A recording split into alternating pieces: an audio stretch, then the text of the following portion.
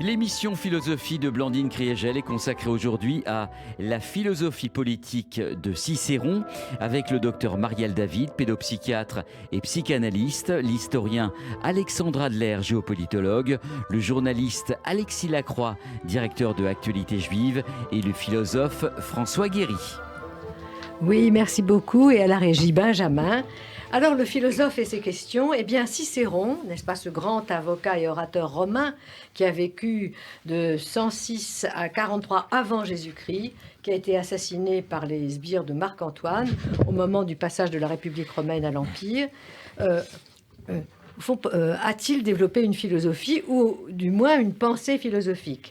C'est la question que se sont posées les penseurs humanistes, une question vraiment fondamentale lorsqu'ils ont redécouvert un certain nombre de textes de Cicéron qui avaient disparu, ils n'ont pas toujours entièrement reconstitués. C'est la question donc de Pétrarque, de Lepoge, de Pietro Bembo, et du moins, au fond, d'emblée, ce qui les a frappés, c'est qu'il y a une philosophie politique fondamentale chez Cicéron, dans deux œuvres que nous possédons, pas tout à fait sous leur forme intégrale, mais déjà suffisantes pour avoir une idée de ce qu'il pensait, le De Republica et le De Legibus. Et j'ajoute d'ailleurs que pour justifier cette actualité de Cicéron, qui n'est pas liée simplement à la Renaissance, on a mis ces textes au programme de l'agrégation de philosophie cette année, n'est-ce pas ?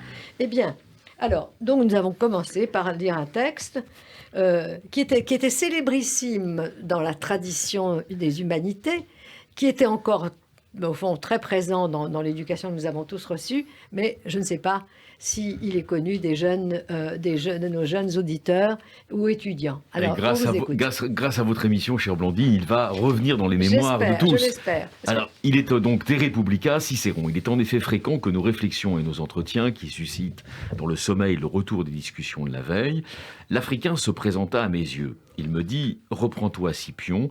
Et grave dans ta mémoire mes paroles, vois-tu là-bas cette ville que j'ai soumise de force au peuple romain.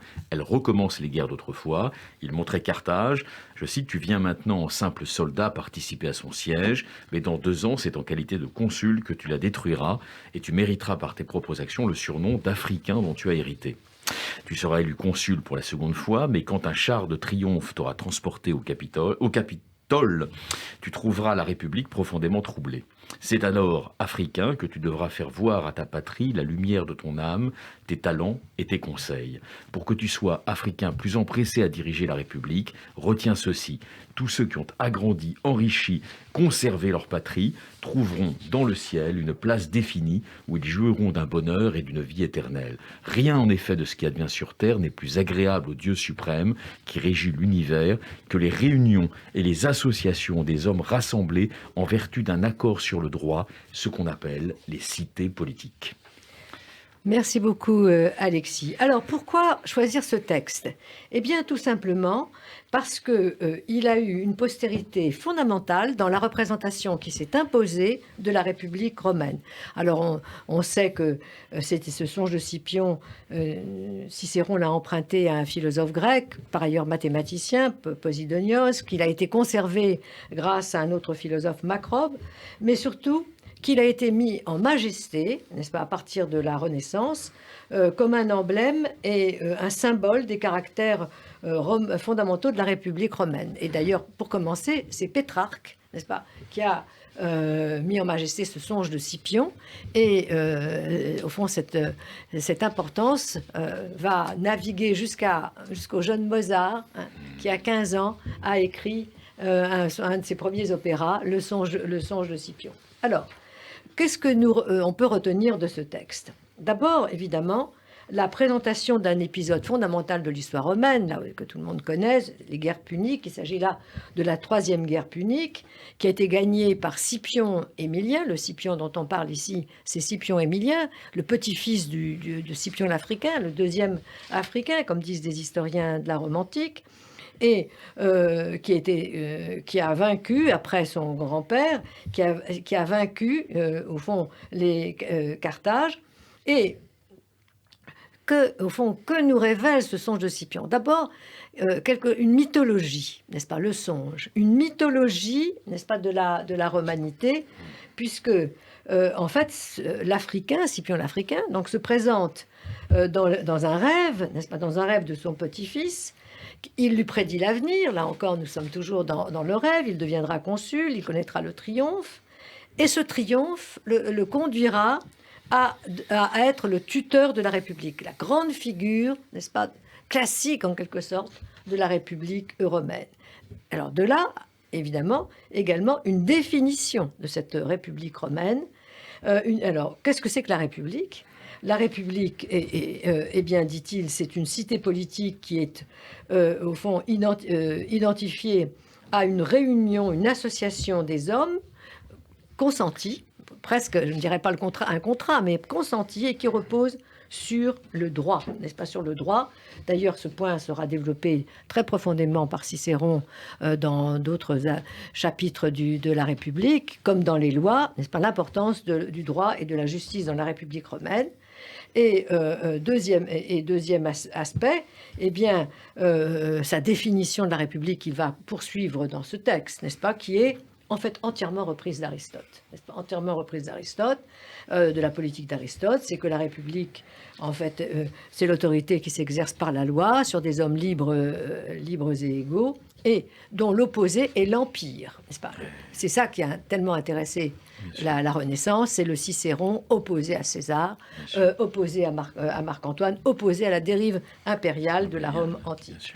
Deuxième point encore, dans cette définition de la République, l'importance du patriotisme, n'est-ce pas? Le pro patria mori, là aussi, n'est-ce pas? C'est une longue destinée, hein, on connaît tous le chant du départ, un Français doit mourir pour elle, un Français doit mourir, et qui renvoie à l'identification qu'évidemment les révolutionnaires de 89 et des années qui ont suivi ont faite avec la République romaine. Et enfin, eh bien, plus tard, n'est-ce pas, nous avons également l'idée, dans cette idée de Rome, puisqu'il dit que c'est comme ça qu'on devient un héros, n'est-ce pas, un héros romain, la conquête de territoire, l'augmentation de la prospérité et le maintien de la nation. Bref, et alors là, on arrive au point, évidemment, qui fait mal, en quelque sorte. C'est une conception juridique, à la fois juridique et militaire de la République romaine, qui est, au fond, profondément ambivalente, d'abord qui aura une très grande influence en Europe, mais qui est également ambivalente. En Europe, à partir de Machiavel, elle aura une profonde influence aussi bien dans les révolutions anglaises, américaines que françaises, mais d'emblée, elle a été critiquée, n'est-ce pas, par, au fond, tout un pan de la philosophie politique classique, inspirée non par Rome, n'est-ce pas, mais par les Écritures. Hein, tous les traités théologico-politiques du XVIIe siècle ne sont pas, n'est-ce pas, ne reprennent pas ça pour argent comptant, et en particulier de Hobbes à Hegel. Il y a aussi une lignée critique, n'est-ce pas, de cette République romaine. Et donc, le personnage de Scipion, eh bien, comme incarnation à la fois de la force de Rome, mais aussi de son aspect militaire et guerrier, est mis en cause dans la politique classique.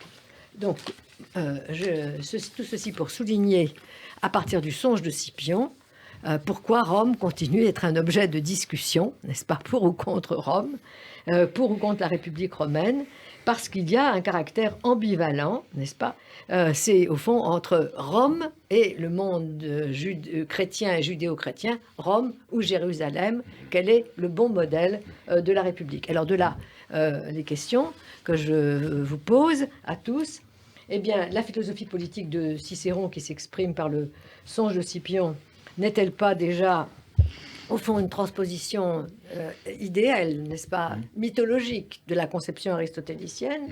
Deuxièmement, au fond, cette ambivalence de la République romaine fondée sur le droit et sur la guerre, est relevée par Machiavel, n'explique-t-elle pas la force, mais aussi la faiblesse, n'est-ce pas, du modèle républicain?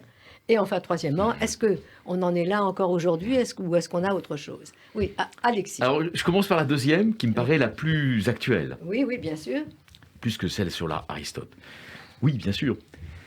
Je me souviens, je ne l'ai pas connu personnellement, mais je me souviens de l'exaltation à laquelle un homme très estimable, comme Philippe Séguin, qui était à l'époque considéré comme un souverainiste, c'est-à-dire le partisan d'une république souveraine, faisait de l'épopée bonapartiste. Et il le reliait d'ailleurs dans un livre fameux qu'il avait écrit sur Bonaparte, ce qui est tout à fait son droit d'admirer Bonaparte. Il le reliait justement à cette espèce de gloire de la République romaine. Mais il admirait jusqu'à Napoléon III, ce qui était quand même assez audacieux de sa part. Je termine. Ce n'est pas pour... attendez, ça n'est pas pour critiquer Philippe Séguin de manière unilatérale, c'est pas ça. Mais je pense en revanche qu'il y a eu, si vous voulez, dans l'histoire politique française de la Ve République, une captation d'un certain nombre de républicains autoproclamés par cette espèce de fascination, l'ombre portée d'une fascination pour Rome. Or, évidemment, il n'en est pas responsable, il n'en est pas fautif. Mais évidemment, cela explique aussi qu'aujourd'hui, à beaucoup de ceux à qui elle est étrangère, la République apparaisse, et je sais que c'est un de vos thèmes, donc je rejoins vos travaux, comme une sorte d'impérium insuffisamment démocratique. Or, la vraie philosophie de la République, sur laquelle Séguin, avec beaucoup d'honnêteté, avait évidemment médité, elle est quand même beaucoup plus du côté de la récupération des Écritures, de la récupération du modèle biblique. La philosophie politique moderne, oui, la pensée politique mais elle est beaucoup plus du côté, non déplaise à Séguin et disons à ceux qui admirent aujourd'hui, avec beaucoup de sincérité et d'élan, à Napoléon Bonaparte. En réalité, l'épure du modèle républicain français se situe beaucoup plus du côté de ce que vous montrez dans votre nouveau livre, La République imaginaire, c'est-à-dire la récupération par la Renaissance française et italienne du modèle de la République des Hébreux. Et donc c'est vrai que de ce point de vue-là, je prends Séguin comme une illustration, il n'est pas fautif de cela, mais un certain souverainisme français qui exalte les grandes heures de l'Empire français n'a pas compris ce qu'est en son essence la République française. La République française, on est beaucoup plus du côté de la royauté des Hébreux et de la récupération par la monarchie, par la Renaissance chrétienne, des idéaux essentiels de la République des Hébreux. Voilà, c'est ça ma première intervention. Ce qui va dans votre sens pour ce qui concerne Bonaparte, c'est que c'est son l'esthétique, n'est-ce pas, l'art de l'époque napoléonienne. C'est entièrement les abeilles, enfin influencé par l'esthétique romaine. François, vous voulez dire quelque chose là-dessus? Oui. Sur le texte, Moi, sur le texte et sur Cicéron. J'ai cherché à comprendre comment Cicéron s'y était pris dans ce texte qui n'a été d'abord connu que isolé de l'ensemble de la République. C'est à la fin, et en particulier chez Macrobe, qui est un contemporain d'Augustin, et qui en a fait en réalité un texte non seulement pythagoricien et platonicien, mais carrément, on pourrait presque dire chrétien. D'ailleurs, pas forcément dans le meilleur de la pensée chrétienne, parce qu'au fond, il y a une théorie de l'enfer, du paradis et des limbes, c'est-à-dire du purgatoire, qui n'est pas dans la pure tradition pythagoricienne, c'est encore autre chose, si on veut. Enfin, Platon, c'est tout de même un peu au-dessus de ça. Mais alors, ce qui est compliqué, il y a deux Scipions africains de suite. Son grand-père, la deuxième et la troisième guerre punique, pardon. Et il y a aussi deux Caton, Caton l'Ancien et Caton d'Utique. Oui. Alors, c'est un peu complexe, mais je veux juste entrer quand même dans la bizarrerie de la composition. Non, m'instruire, c'est moi qui me suis instruit. Alors, Cicéron a eu un problème avec Caton d'Utique qui lui a reproché sa fortune. Et Scipion l'Ancien a eu un problème avec Caton l'Ancien, Scipion l'Africain, c'est-à-dire le premier, à cause de sa fortune. Oui. Caton, réponse du berger à la bergère. Le rigoureux Caton a reproché en fait à Scipion l'Africain d'avoir fait fortune sur le dos des pays conquis, etc. Alors donc, ce qui est curieux, c'est que dans le Songe de Scipion, Cicéron met en scène des personnages qui, d'une certaine manière, devraient s'entretuer. Or, il fait le contraire. Attends, il y a pas, dans le texte que nous avons... Caton n'est pas présent dans le texte que nous avons extrait, là. Alors, il est présent dans un autre texte très intéressant sur la vieillesse, qui reprend la même théorie de l'âme immortelle. Faut-il craindre la mort? Non, parce qu'elle n'est rien, elle n'est que la mort du corps, etc. Donc, j'ai le sentiment, moi, pour dire les choses, que Cicéron vieillissant n'était pas content du traitement qu'il avait subi. Et je soulignerai aussi que... Et lui-même a été mis en accusation pour sa fortune. Oui, tout à fait, absolument. Et Scipion l'Africain a vomi les Romains. il a écrit « Vous n'aurez pas mes os » ou quelque chose de ce genre. Tellement il avait été maltraité à la suite de ses succès. Et de l'héroïsme de son comportement. Donc voilà, je pense que Cicéron a voulu d'une certaine manière régler un compte ou apurer quelque chose qui était le contentieux qu'il avait avec la République romaine. Oui, voilà, alors ça, merci beaucoup de ces précisions. Je vais vous donner tout de suite la parole chez André. Merci de ces précisions. Mais à la vérité, si vous voulez, ce qui m'a intéressé, moi, c'est le caractère, au fond, de tube, si vous voulez, de classique de ce songe de Scipion tel qu'il a navigué dans la pensée politique européenne. Vous voyez. Et oui, donc, alors évidemment qu'il ne passe pas par tous les aspects que vous avez développés et qui existent, bien entendu. André. Dans ce qui vient d'être dit sur Cicéron et sur Caton, une chose m'impressionne, c'est qu'on a trop pris l'habitude de considérer que la condamnation de l'argent, c'était lié au christianisme. Condamnation de la fortune. Or là, on voit que la République romaine aussi condamnait la fortune. Elle voulait un idéal de modération, c'est-à-dire... Et les gens qui devenaient trop riches étaient forcément malhonnêtes, et surtout, ils créaient un déséquilibre dans la société. Ça me semble quelque chose d'important. Très vrai, parce que la lutte contre la corruption, c'est un thème antique, avant de devenir un thème de la Renaissance. Et d'ailleurs, lui aussi, qui a voyagé, qui est aujourd'hui tout à fait... Et à la Renaissance, oui. Tu l'as montré d'ailleurs, l'argent, la fortune est un problème aussi, dans une république comme Florence. Oui, bien sûr. Bien sûr, il y a les magnati, n'est-ce pas, qui dépossèdent le popolo. Alexandre, vous voulez dire quelque chose ? C'est ce qu'on reproche notamment aux Médicis en permanence. Bien sûr. Et l'accusation d'usure, oui. qui est particulièrement injuste, puisqu'en réalité, le capitalisme Médicis a abaissé évidemment le loyer de l'argent et a rendu l'enrichissement beaucoup plus facile qu'il ne l'était avant lui. Mais bien entendu, les accusations Médicis usuriers, qui sont en fait des accusations de judaïsme contre les Médicis, eh bien, sont évidemment très étroitement liées à cette question de l'argent et de...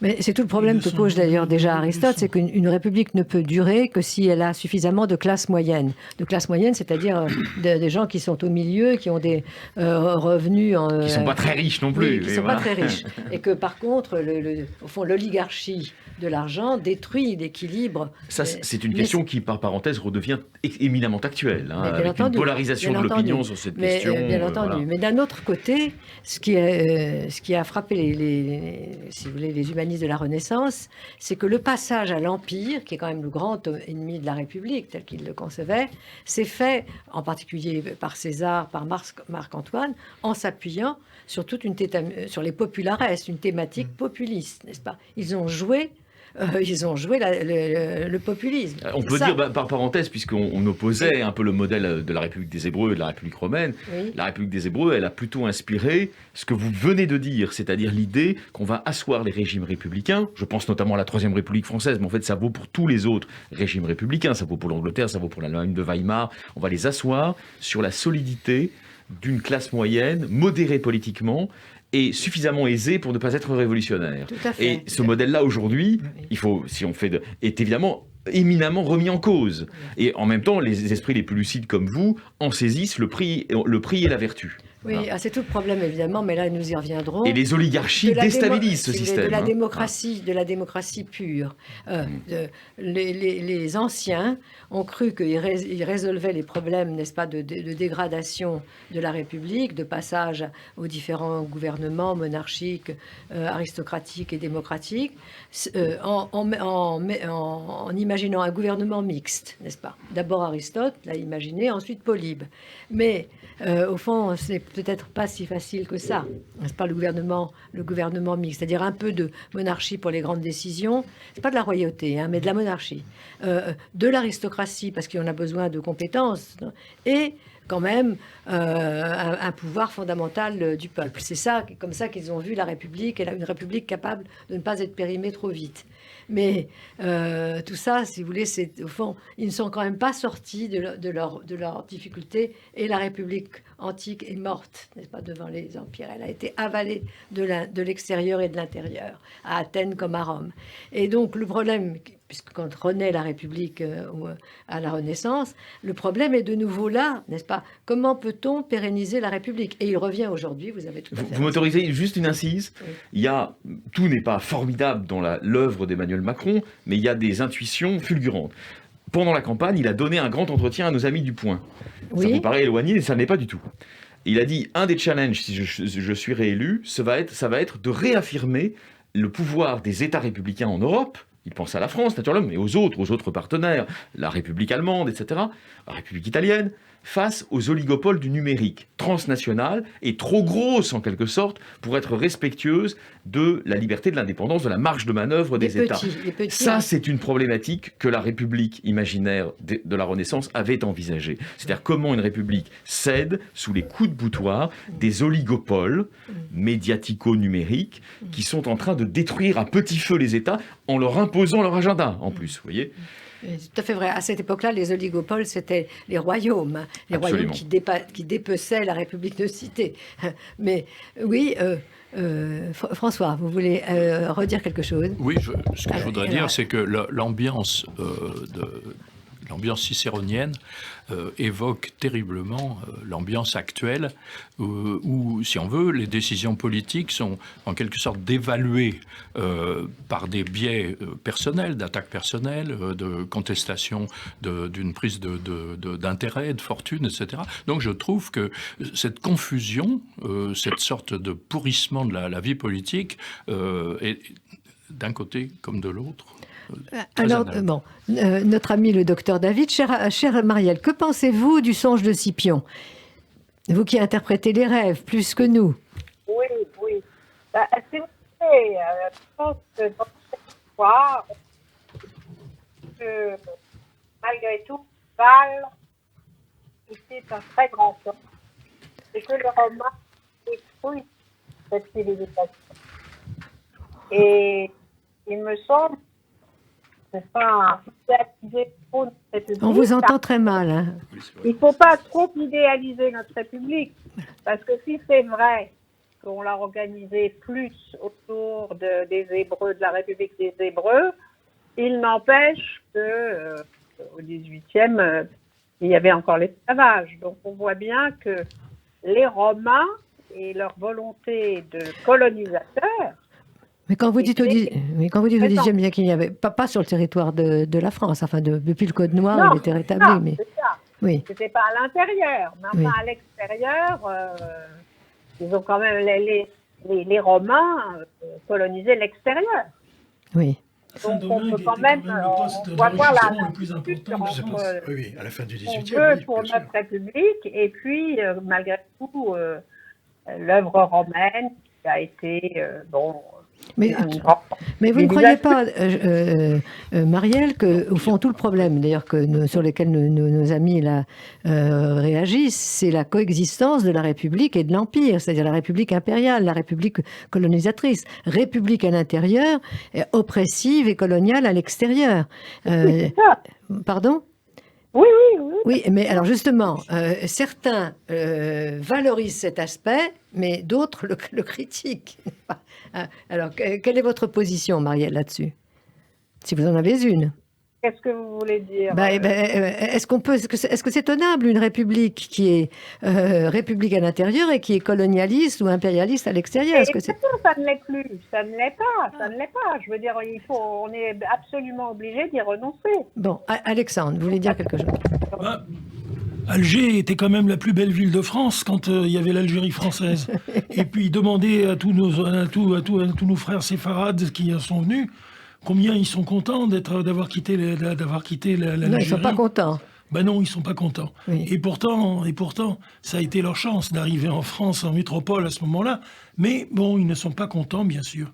Et ils ont encore la nostalgie de cette Algérie-là. Et bien entendu, quand on regarde, par exemple, l'œuvre de l'Institut Pasteur en Indochine, je m'excuse, mais où et qui a vaincu les grandes maladies, aussi bien en Afrique noire d'ailleurs qu'en Indochine, sinon effectivement la science française et la colonisation.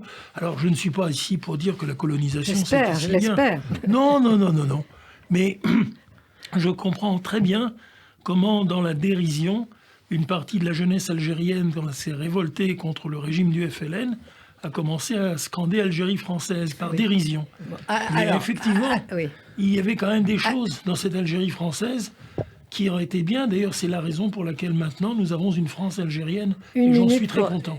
Alors, une minute pour Alexis. L'articulation république démocratique à l'intérieur, ou plutôt démocratique à l'intérieur, despotique et coloniale, oppressive à l'extérieur, me paraît aussi d'actualité. Oui. C'est un problème d'actualité. Pourquoi ? Regardez la République américaine. On peut la critiquer par beaucoup d'aspects. Elle est très démocratique. Elle n'est pas si oppressive à l'extérieur. Elle est très démocratique dans son fonctionnement. Elle est peut-être même plus, d'une certaine manière, que la France. C'est un des thèmes que vous avez eu l'occasion de développer. Elle est sûrement plus juridique. Attendez, je finis juste. Mais en revanche, au travers, puisque nous les évoquions tout à l'heure, des oligopoles du web, il y a un dominium américain de la planète qui est anti-étatique, c'est-à-dire qui affaiblit les États. Et on voit bien d'ailleurs que, je ne suis pas le porte-parole de Macron, mais Macron en a conscience, il veut qu'il y ait une riposte des États européens à cette colonisation culturelle. Nous le voulons tous, n'est-ce pas ? Voilà, nous le voulons tous, parce que ça, c'est pas supportable. Et ça détruit la République. C'est tout en se prétendant anticolonialiste. Les États-Unis ont toujours fondé. Mais écoutez, on peut retourner. Je ne vais pas retourner à l'Antiquité, mais Périclès. Eh bien. Périclès, qui est le modèle de la démocratie, en même temps, sous Périclès, Athènes s'est construite un empire. Un empire qui a opprimé une grande partie de la Méditerranée. Oui. C'est la contradiction, justement. La République, c'est pas forcément les États dictatoriaux qui créent des empires. Bon, moi, je voulais dire simplement que je suis très content que Kadmerad soit pratiquement le meilleur acteur français, que Rachida Brakni est la plus sympathique, mais que nous ne serions pas arrivés à cela sans la victoire d'une certaine forme d'Algérie française, qui est maintenant la France algérienne. Et je la salue, cette France algérienne. Bon, merci Alexandre, merci à vous, merci André, merci François, merci Marielle, merci Alexis, merci à tous.